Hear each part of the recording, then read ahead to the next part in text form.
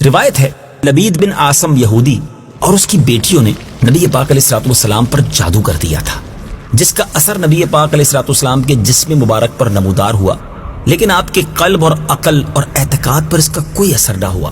چند روز کے بعد جبریل امین علیہ الصلوۃ والسلام حاضر خدمت ہوئے اور انہوں نے عرض کی، یا رسول اللہ صلی اللہ تعالی علیہ وسلم، ایک یہودی نے آپ علیہ الصلوۃ والسلام پر جادو کر دیا ہے، اور جادو کا کچھ سامان ہے وہ فلاں کنویں میں ایک پتھر کے نیچے دبا دیا گیا ہے۔ نبی پاک علیہ الصلوۃ والسلام نے حضرت علی رضی اللہ تعالی عنہ کو بھیجا۔ انہوں نے کنویں کا پانی نکال کر جب پتھر اٹھایا تو اس کے نیچے سے کھجور کے گھابے کی تھیلی برآمد ہوئی۔ اس پہ پیارے آقا علیہ الصلوۃ والسلام کے منہ مبارک جو کنگھی سے ٹوٹے تھے، اور کنگھی شریف کے ٹوٹے ہوئے کچھ دندانے، اور ایک ڈور یا کمان کا چلا جس میں 11 گرہیں لگی ہوئی تھی، اور ایک موم کا پتلا جس میں 11 سوئیاں چبھی ہوئی تھی۔ یہ سب سامان پتھر کے نیچے سے نکلا اور یہ سب نبی پاک علیہ الصلوۃ والسلام کی خدمت میں لایا گیا۔ اس کے بعد قرآن مجید کی دونوں صورتیں قل اعوذ برب الفلق اور قل اعوذ برب الناس یہ نازل ہوئی۔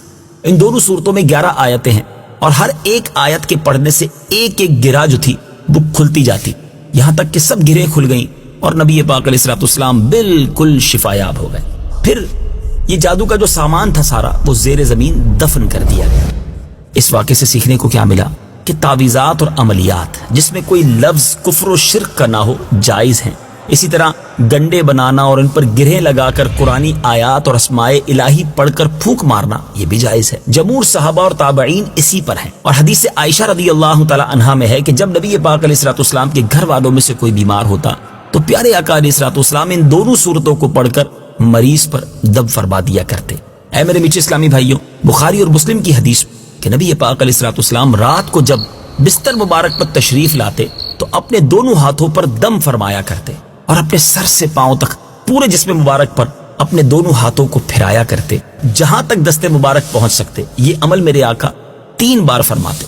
خلاصہ یہ ہوا کہ قل اعوذ برب الفلق یعنی سورہ فلق اور قل اعوذ برب الناس یعنی سورہ ناس، یہ دونوں صورتیں جن، شیاطین، نظر بد اور آسیب، تمام امراض خصوصاً جادو ٹونے کا مجرب علاج ہے۔ ان کو بار بار پڑھ کر مریض پر دم کریں اور کھانے، پانی اور دواؤں پر پڑھ کر پھونک ماریں، مریض کو کھلائیں پلائیں، انشاءاللہ تعالی ہر مرض خصوصاً جادو دفع ہو جائے گا اور مریض شفایاب ہو جائے گا۔ اسی طرح قرآن پاک کی دوسری بہت ساری صورتوں کے خصوصی فوائد ہیں جن کو کتابوں میں پڑھا جا سکتا ہے۔ اور اے میرے میٹھے اسلامی بھائیوں، قرآن پڑھتے جائیں تو انشاءاللہ بہت ساری چیزوں سے شفا مل جاتی ہے، بیماری مرض وغیرہ ہو تو وہاں دور ہو جاتی ہے، لیکن شرط یہ ہے کہ پڑھنے والا پابند شریعت اور رزق حلال پر کاربند ہو، اور نمازوں کی پابندی کیجیے، حلال روزی، صرف حلال روزی کمائیے اور کھائیے۔ انشاءاللہ یہ پڑھ کر جب بھی مریض پر دم کریں گے یا مریض خود اپنے اوپر دم کرے گا تو انشاءاللہ برکت ملے گی۔ اللہ کریم سارے مریضوں کو شفا عطا فرمائے اور ہم سب کو فیضان قرآن نصیب فرمائے۔ دین کی بات پھیلانا صدقہ جاریہ ہے، ثواب کی نیت سے ویڈیو کو شیئر ضرور کیجیے۔ جزاک اللہ۔